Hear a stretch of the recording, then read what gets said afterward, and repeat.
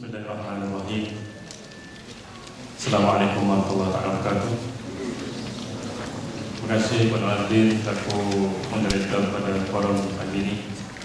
Alhamdulillahirabbil alamin wassalatu wassalamu ala asyrofil mursalin habibuna Muhammad wa ala alihi washabbihi ajmain. Amma ba'd. Sahabat penulis Fadha Siti Faza Peti Masyarakat, saya mau nampak kamu teruja, saya lagi teruja, tapi ada abang di atas hati-hati. Sering melihat di majalah dan cuma minta maaf Faza tak sempat nak baca novel. Saya terbuai dengan novelis Indonesia, buat dikaji bahasa-bahasa dan diberi risma dalam pemikiran mereka. Jadi tak sempat nak baca yang tempatan. Bukan tak suka, tapi nanti insyaAllah. Habibi, Ustaz Syarif Abdul, seterusnya tuan-tuan dan puan-puan, adik-adik dan para jemputan yang wafat semuanya. Mungkin anda pernah mendengar dialog ini ataupun kata-kata ini dalam cerita Indonesia. Kata seorang itu, Fir, aku bukan tidak mencintainya, tapi aku takut Allah. Kenapa kau harus begitu garang membenci manusia, sedangkan Tuhan memberikan kecintaan kepada kita? Bukan persoalannya itu. Aku takut Allah. Jadi itu mungkin dialog yang kadang-kadang kita nak memastikan adakah dia faham apa cinta sebenarnya. Saya rasa dia faham. Dan kawannya nak memahamkan dia tentang cinta tersebut. Tapi aku takut Allah. Kenapa dia takut Tuhan? Sebab dia tahu ada sana pelanggaran, ada sana batas yang telah ditetapkan oleh Islam yang tak boleh kita langgar. Dan Ustazah dah sebut tadi bagaimanakah kapasiti cinta tersebut, apakah jadi cinta tersebut, dan itu jelas dan nyata. Cuma kita sekarang, adakah Islam itu melarang kita untuk bercinta? Ibnu Umar radhiyallahu anhu mempunyai seorang hamba berbangsa Rom, dan hambanya sangat rawat dan dia sangat mencintai hamba tersebut. Pernah satu masa bila hambanya itu sakit dan jatuh, dia pun membaringkan hambanya tersebut. Kenapakah kau akan pergi? Lampau mencintainya hamba tersebut sehingga dia mencium dari hamba sahaya tersebut, sehingga kan hamba itu melepaskan nafas yang terakhir dan meninggal. Jadi kalau Ibnu Umar sendiri pun masyuk, syauq dengan cinta tersebut, jadi kita sabar. Kita sabar sebagai orang biasa. Jangan menipu untuk kata tidak cinta kepada manusia. Macam saya katakan tadi, dua orang tak cinta tu abnormal, dan itu biasalah. Dalam 1000 orang adalah dua tu yang bila nampak perempuan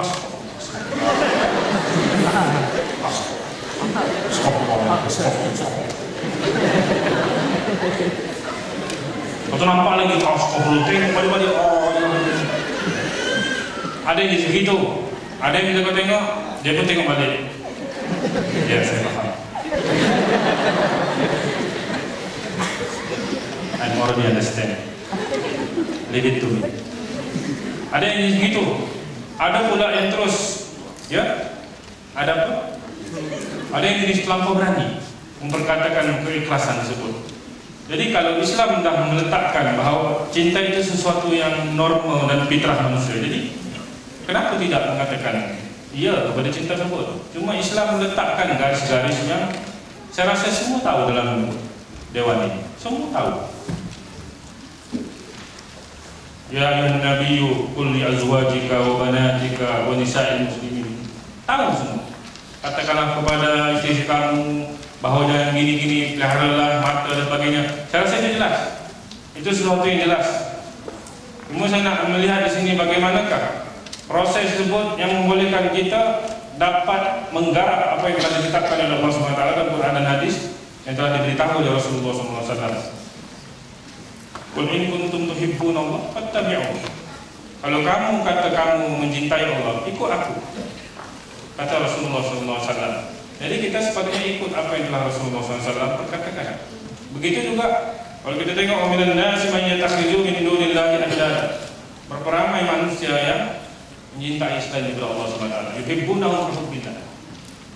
Tentu tidak sama. Jadi persoalan di sini ialah kalau kita dalam keadaan senang dan lenang sekarang, kita kena bertanya dengan diri kita. Ketika cinta kita menyapa, jangan gelap. Ketika cinta menyapa, jangan gelap.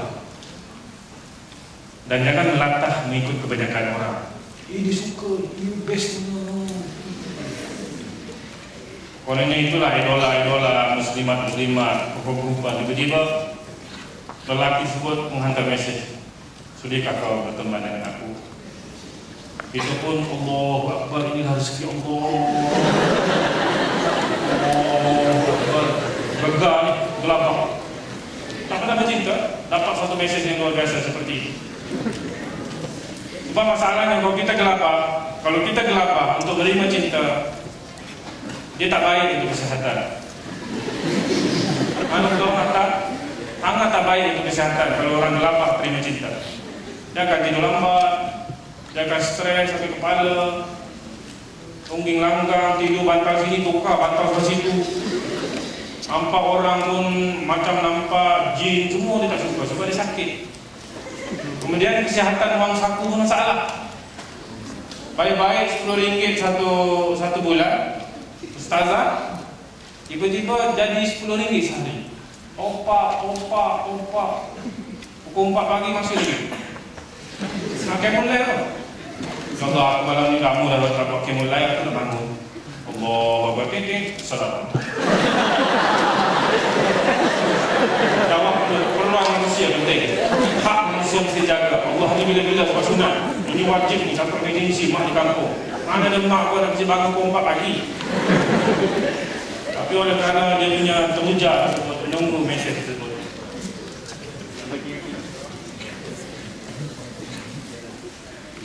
Bagi yang belum terlanjur, tadi yang baru menyapa, baru cinta itu menyapa. Tapi kalau yang belum terlanjur, sebaiknya janganlah berfikir tentangnya. Hiduplah sebagai orang yang bijak dan sabar. Jangan kelihatan. Kalau baru tahun 1, baru tahun 2, tapi saya lainlah, dia makam lain. Walaupun dia dah kahwin dengan saya universiti, tapi dia lain, tengok, dah 6 terbukti. Jadi kau jangan risau benda-benda seperti itu. Ada orang yang mampu, dalam 1000 orang mungkin ada orang yang tahun 1 dah kahwin. Tapi kita jangan tengok, kita tidak boleh mengambil contoh dalam perkara seperti itu. Mungkin ibu bapaknya orang yang faham tentang Islam, orang yang faham tentang fitnah. Ibu bapak kita mungkin bukan, keluarga kita mungkin bukan. Jadi yang kita menempa sesuatu yang kita tidak pasti. Bagi yang sudah menyemai tapi tak ada peluang menikah, tadi siapa? Lepas itu kemudian belum terlanjur lagi, tolong siapa? Kemudian yang ketiga ya, sudah menyemai, tercinta. Ialah kita boleh tolak tiba-tiba tercinta. Apa boleh buat? Aku menyintaimu kerana aku mencintai Allah dan kau juga mencintai Allah. Sudah tentulah gabungan cinta itu akan terbukti sesuatu yang luar biasa.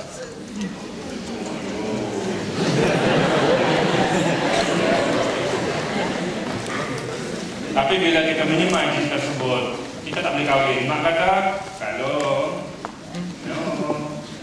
I already said to you, dia tahu polisi. Ayah, 5 tahun ni lama ke MS? Tak apa-apa, sebabnya 4 tahun jadi 5 tahun. Akan tak boleh dah. No, cannot come to your house. Kita pun boring. Bila dah menyemai, kita kenapa? Bila dah menyemai, dah ada nikah, ubah konsep perhubungan. Ubah konsep perhubungan tu, Islam tetap. Kalau boleh, kalau malam-malam tutup handphone untuk kawan. Macam tadi kan kita tidak montaj. Belajar sebab rapat, otak ada feeling untuk ilmu tersebut. Jadi kita bermain dengan sesuatu yang seolah-olah nampak Islami, tapi sebenarnya itulah unsur sulal dan probuzina. Itu satu persoalan yang kita lihat. Saya tidak mau mengungkapkan sesuatu yang kena tutup aurat, kena gini-gini. Saya rasa anda faham dan itu semua. Sebab untuk realitinya, cinta yang kita ada sekarang ini, kita terlalu mudah untuk mengenal cinta sebenarnya. Memang ada orangnya okey, tapi kadang-kadang kita terlalu mudah untuk ada adik di sekolah. Kalau di Singapura, di sekolah di Singapura, kalau didapati ada couple di sekolah, tindakan disiplin. Kena rotan dan kena buang di sekolah. Di Singapura. Kalau di Indonesia, kau kawan doang, iya cikgu. Kena tu. Buat baik-baik. Macam cikgu lah sama. Kita seolah-olah benda itu satu yang remeh dan enteng. Itu masalah besar. Kita kadang-kadang tidak dapat membezakan antara simpati, rasa tertarik, dan cinta sejati. Kita tak faham. Islam dah jelaskan bagaimana cinta hakiki, Ustaz dah cakap tadi, tapi kita tak jelas. Sebab kita tak faham. Kemudian kita terlalu asyik dalam mencinta. Ini yang berbahaya. Dan kita terlalu naif dan polos dengan cinta tersebut. Tak tahu apa sebenarnya, hakikat yang sebenar. Kadang-kadang itulah, nanti ada musim round kedua nanti ada cerita pasal bagaimanakah bukti cinta tersebut yang kita akan murai. Macam saya cakap tadi, Ibnu Qayyim pun ada meletakkan 7 status bagaimanakah jenis-jenis cinta tersebut. Jadi kita sebagai orang yang normal, orang yang paham tentang hakikat cinta tersebut, kita jangan terlampau, saya cakap tadi, jangan kaya, jangan terkejut. Buat benda itu sesuatu yang sangat baik. Sebab kita tidak tahu bagaimana mancis itu bila diletak dalam gasolin ataupun tanah terbakar. Kita takut terjadi seperti itu. Jadi kita kena hati-hati dalam permasalahan seperti itu. Sebab dalam konsep Islam, apa yang dikatakan ikhtilaf, hukum ikhtilaf itulah yang banyak kadang-kadang kita tak faham. Bagaimanakah konsep ikhtilaf itu berlaku? Itu kena forum lain. Ikhtilaf dalam Islam. Saya rasa anda faham semua perkara-perkara seperti itu. Itu sebabnya dalam bidang psikologi, ahli psikologi mengatakan bahawa cinta itu ada 3 benda. Yang pertama, cinta kerana nafsu, dan bahawa cinta itu sangatlah buta dan kabur. Itu sebabnya dalam pepatah al-hubbu a'ma, al-zawadu yaj'aluhu musira. Cinta itu buta dan kawinlah yang membuatkannya dia cerita. Dan juga dalam buku Sasarik, dalam buku merah itu kalau dah baca, Sasarik ada sebut lam nara lil mutahabbain. Dan tidak ada orang yang berkawan melainkan untuk kawin. Kau kawan untuk apa sebenarnya kalau bukan untuk kawin? Tadi cinta kerana nafsu. Yang kedua, cinta pragmatis. Bahasa-bahasa Nobel ini pragmatis. Itu ada keseimbangan. Mungkin kita sedih, mungkin kita kecewa, mungkin kita akan gembira, mungkin kita akan sedih, menangis dan sebagainya. Dan kalau cinta ibu bapa, itu dipanggil cinta altruistik. Altruistik itu ialah cinta ibu bapa kepada anak. Anak bagaimanakah anak tersebut? Tapi pahamlah tuan-tuan dan puan-puan hadirin dan hadirat sekalian, bahawa semua cinta itu mempunyai risiko. Nabi Muhammad SAW, cinta kepada Aisyah ada risiko. Apa risiko itu?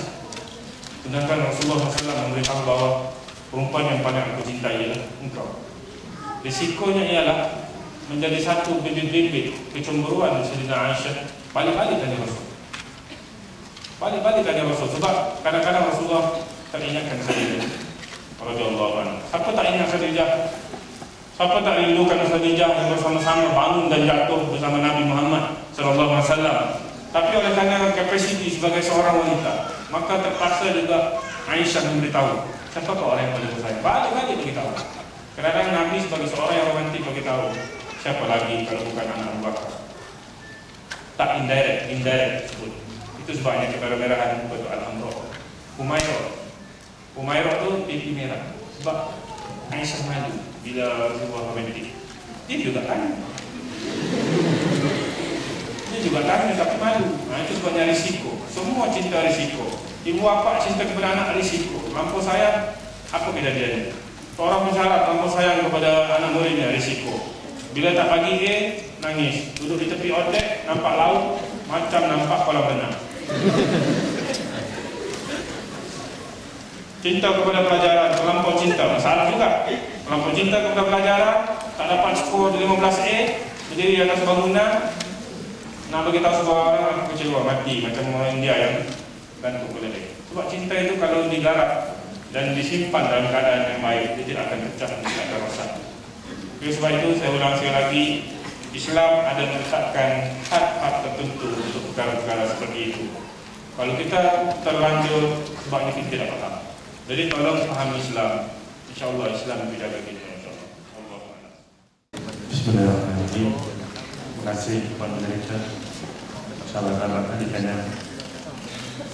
Perlu tak cinta bukti? Karena siapa kata cinta itu perlu bukti? Betul? Perlu. Tanya juga sebut tadi tanya. Jadi saya menjawab sangat perlu. Hadirin Allah, bila kita kecil, masa kita kecil, kita nak buktikan kasih bapak kita dengan ibu kita. Bila bapak cium tangan, yang masih nijak, ayah cium tangan kita. Kita pun sangat suka. Lepas tu ayah pun cakap, ayah nak apa? Lepas tu kita pun jawab, nak kapal terbang boleh ya? Bukan ya Asia, terbang mainan. Terbang mainan, okey. Ayah pun pergilah dengan perasaan yang teruja dan sangat ternanti-nanti. Si anak menunggu dengan senyum pembuktian cinta daripada bapaknya. Sekalinya bapaknya sibuk, tak sempat beli, mungkin tak kurang duit atau sebagainya, dan pulang pun dengan gembira tunggu di pintu. Dia kata mesti ayah sembunyi belakang tangan. Ayah tak sampai lagi, jauh bagi ayah tu, sebab nampak bukti cinta tersebut sampai ataupun tidak. Alas ayah pun, ayah balik dah. Ayah balik. Itu ada something. Bukti belum sampai. Alah ayah cakap apa? Tadi ayah ke kedai tapi ayah ditinggal. Allah, tak best. Lepas dia pun pergi bawah gulung, merajuk. Mak dia pun panggil, Aiman, naik makan, tak nak. Main makan, tadi tak makan pagi, tak nak. Mainlah cepat, ayah jemput makan, tak mau. Kita merajuk sebab bukti tidak ada. Lalu ayah pun tak sempat makan, turun bawah, buat dengan kayu, gergaji, buat kamu tebak. Ini cerita tahun 78. Tahun 78, bukan tahun 2011. Tahun 2011 kedai runcit banyak. Beli je mainan, kedai RM2 timbul. Ini tahun 78, susah. Lepas tu, Aiman ni, ayah dah bawa aku tebak. Mana? Dengan pembuktian, mana? Dia pun tengok, dia kan tebak. Mana saya? Tak ada jendela pun. Dia pun lempar kau terbang sebut di tiang, pecah. Dia masih tidak mendapatkan bukti tersebut. Ayah dia tak marah. Ayah kata apa, esok nanti ayah akan belikan, tak nak sekarang juga. Jadi Al-Kisah dia punya antipati cerita tersebut. Seorang anak nak bukti daripada ayah bahawa anak itu hanya faham, hanya kapal terbang sajalah merupakan bukti kasih sayang seorang ayah. Dia tak faham. Saya ada baby umur 4 bulan sama macam Ustazah Fatimah. Dia lapar, dia nangis. Dia ngantuk, dia nangis. Tu je. Dia tak cakap, Ali, lapar. Sebab dia kecil. Yang dia tahu senyum. Tahu gitu je. Sebab dia tahu dua je bahasa. Lapar, nangis, gembira, ketawa, ngantuk, nangis. Itu je dia tahu. Jadi apakah kita sebagai seorang yang dewasa ini perlukan bukti untuk cinta-cinta seperti itu? Kita memang ada prasangka. Sebagai seorang manusia yang normal, kita memang ada prasangka. Lambat sikit sampai, kopi mana tadi? Aku tunggu daripada pukul 8 lagi. Ini pukul 8 lagi? Iyalah, 7.50. Nak beritahu prasangka kepada pasangan. Kadang-kadang bukan saja pasangan sebelum ataupun selepas moderator, dua-dua akan berlaku konflik prasangka tersebut. Itu confirm berlaku. Jadi kita pembuktian tersebut memang perlu bukti. Nak kahwin perlu bukti. Kau ada duit dah? Ada kot. Itu bukti yang sama-sama. Tapi aku dah pinjam bank tadi, ini slip bank. Aku pinjam RM50,000. Apa? Daripada Indonesia, macam RM1,000.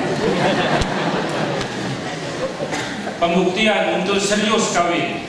Dah jumpa ibu kita dan ibu bapa dia, pembuktian bahawa dia memang serius untuk kahwin. Bagi kak semua dah bagi tahu kawan-kawan, serius membuktikan bahawa dia memang nak kahwin. Dan pembuktian seperti itu memang kita nak. Serius.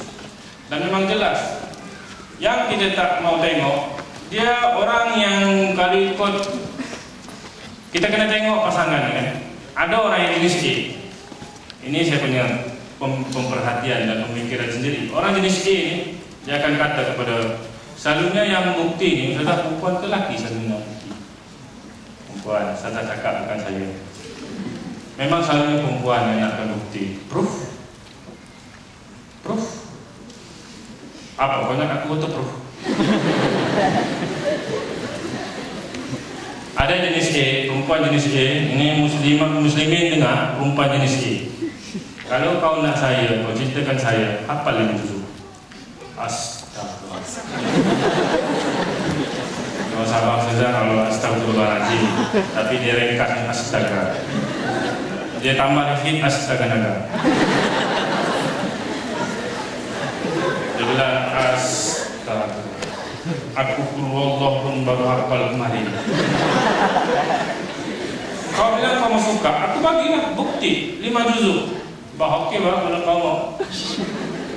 Doa hari teranum Bismillahirrahmanirrahim. Teranum je. Lalu di Bukit Padang dia ada bilik yang wat sehat. Bukan wat yang wat sehat. Alhamdulillah dibaca je. Itu saja. Awak suka saya boleh. Awak mesti belikan mak saya kain, bapak saya baju satu suit, adik saya nak gini-gini. Anak bukti luar biasa seperti itu. Ada juga yang okey, kalau nak saya boleh, fine. Pointer 3.5. Is it okay for you? Apa juga 3.5, aku biasa aja, masa STP. Itu jenis A. Yang jenis B, wah boleh tak beli bunga saya tiap hari? Sekuntum tak? Cukup. Oh boleh tak SMS setiap hari? Ada yang nak bukti gitu. Kenapa kata SMS 3 hari? Kita pergi field work. Pergi work di mana? Mana tempat patah bayu, tak boleh handphone, tak boleh message. Kami di Pulau Sepadan, tipu. Ada yang jenis gitu, yang simple bukti. Masalahnya semua jenis A, jenis B semua sakit otak. Semua jenis sakit otak. Cuma kategori orang yang jenis yang suka bukti ini dia. Yang pertama, orang ini jiwa. Siapa yang jiwa confirm nak bukti? Confirm nak bukti. Yang kedua, cemburu kuat, cemburu mau. Konek pas sama siapa? Sama lelaki lah, banyak bantu 17 orang. Bodoh itu kamu tanya tak? Lain kali jangan lempar lelaki, semua mesti perempuan.